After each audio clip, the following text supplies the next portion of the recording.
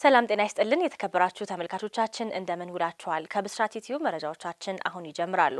መረጃዎቹን በማጋራት ቤዛቤት አራጌ አብሬያችኋለሁኝ። የምናስቀድመው የሀገር ውስጥ ጉዳዮቻችንን ይሆናል።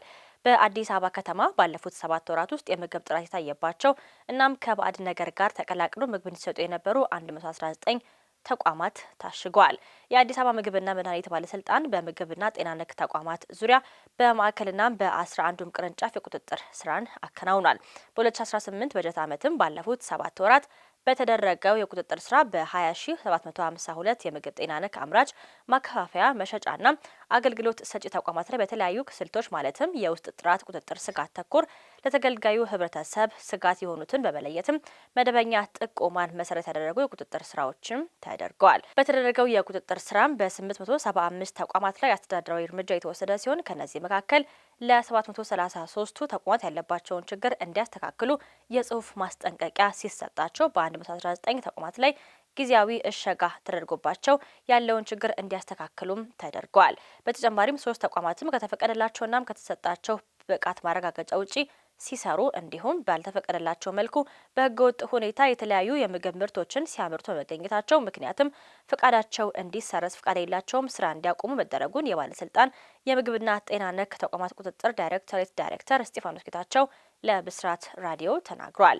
በተጨማሪም በምግብና ጤና ነክ አምራች ማከፋፈያ መሸጫና አገልግሎት ሰጪ ተቋማት ላይ በተገኘባቸው የጤና ችግር ምክንያትም 20 ተቋማት በፈጠሩት ችግር ምክንያት በገንዘብም እንዲቀጡም ተደርጓል። ህብረተሰቡ ይህንን መሰል ድርጊት አሊያም አጠራጣሪ የሆኑ ነገሮችን በሚመለከትበት ጊዜ በነጻ የስልክ መስመር 8064 ላይ በመደወል ለባለስልጣኑ ማሳወቅ እንዳለበት አቶ እስጢፋኖስ ጌታቸው ጨምረው ለብስራት ራዲዮ ተናግረዋል ስትል ባልደረባችን ሳምራይ ስዩም ዘግባለች። በሲዳማ ክልል የኤችአይቪ ስርጭት እየጨመረ መምጣቱ ተነገረ። በክልሉ ባለፉት 6 ወራት የኤችአይቪ ምርመራ ከተደረገላቸው 203012 ሰዎች መካከል 989ኙ ቫይረሱ በደማቸው ውስጥ መገኘቱ ተገልጿል።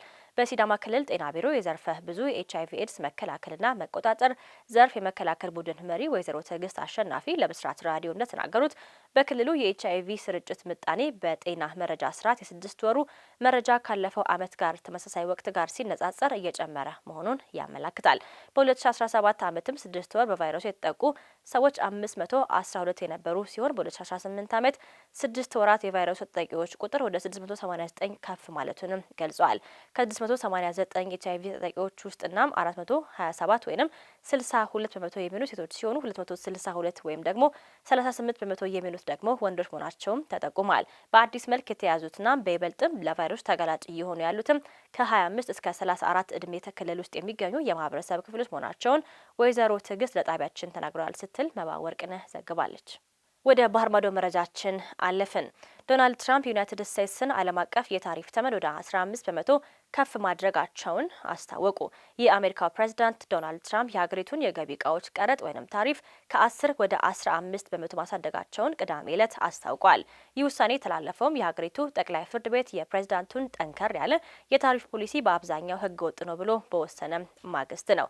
ትራምፕ በትሩዝ ሶሻል ላይ ገጻቸው ባስተላለፉት መልእክትም ፍርድ ቤቱ አርብ ዕለት ያስተላለፈውን ውሳኔ እጅግ ጸረ አሜሪካዊ ሲሉም የገለጹት ሲሆን የህግ ከለላ ካደረጉ በኋላ የታሪፍ መጠኑን በህግ ወደ ተፈቀደውና ወደ ተረጋገጠው 15 በመቶ ከፍ ማድረጋቸውንም ገልጸዋል።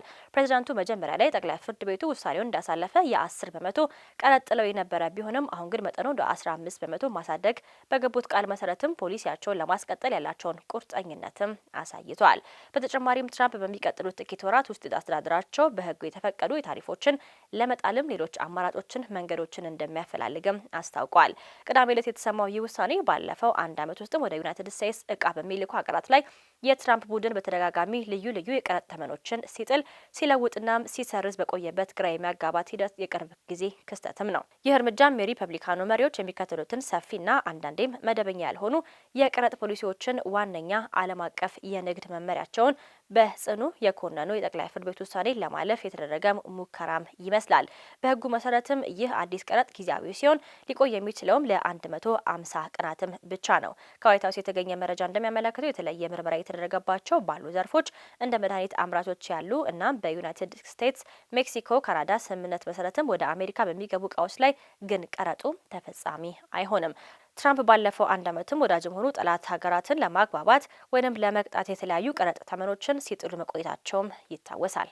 ዩጋንዳ ለዮኒ ኔታንያሁ መታሰቢያ ሐውልት ልታቆም ነው። ዩጋንዳ እንደ አውሮፓውያን አቆጣጠር በ1976 በኤቴምቤ አውሮፕላን ማረፊያ በጀርመንና በፍልስጤም ታጣቂዎች ታግተው የነበሩ እስራኤላውያንን ለማስለቀቅ በተደረገው ደፋር ወታደራዊ ዘመቻ ወቅት ለተገደሉት ለዮናታን ኔታንያሁ የመታሰቢያ ሐውልት ልታቆም መሆኑን አስታውቃለች። ዮናታን ኔታንያሁ የአሁኑ የእስራኤል ጠቅላይ ሚኒስትር ቤንያሚን ኔታንያሁ ታላቅ ወንድምም ናቸው። የዩጋንዳ ህዝባዊ መከላከያ ኃይል ዩፒዲኤፍ አዛዥ ጀነራል ሙሁዚ በጉዳዩ ላይ መልእክታቸውንም አስተላልፈዋል። ከእስራኤል ጋር ያለንን የደም ትስስር ይበልጥ ለማጠናከር በቅርቡ በኢንቴቤ አውሮፕላን ማረፊያ ዮኒ በተገደበለት ትክክለኛ ስፍራ ላይ የእርሱን ሐውልት እናቆማለን ብለዋል። ጀነራል ሙሁዚ አክለውም ዮኒ ጠቅላይ ሚኒስትር ቤንያሚን ኔታንያሁ ታላቅ ወንድም ነበረ፣ እግዚአብሔር ዩጋንዳንናም እስራኤልን ይባርክም ብለዋል። የኢቴምቤ ኦፕሬሽን ወይም ኦፕሬሽን ተንደርቦልት እስራኤላውያን ታጋቾችን ለማዳን የተካሄደ እጅግ አስደናቂ የሚባል ወታደራዊ እርምጃም ሲሆን በወቅቱ ዮናታን ኔታንያሁን በዘመቻው ከተገደሉ ከጥቂት የእስራኤል ወታደሮች መካከልም አንዱናም ዋነኛው ናቸው። የተከበራችሁ ተመልካቾቻችን ከብስራት ዩቲዩብ ቻናል መረጃዎቻችን እነኚህ ነበሩ። መረጃዎቹን እያጋራሁኝ ቤዛቤት አራጌ አብራችሁ ቆየሁኝ። መልካሙ ነው።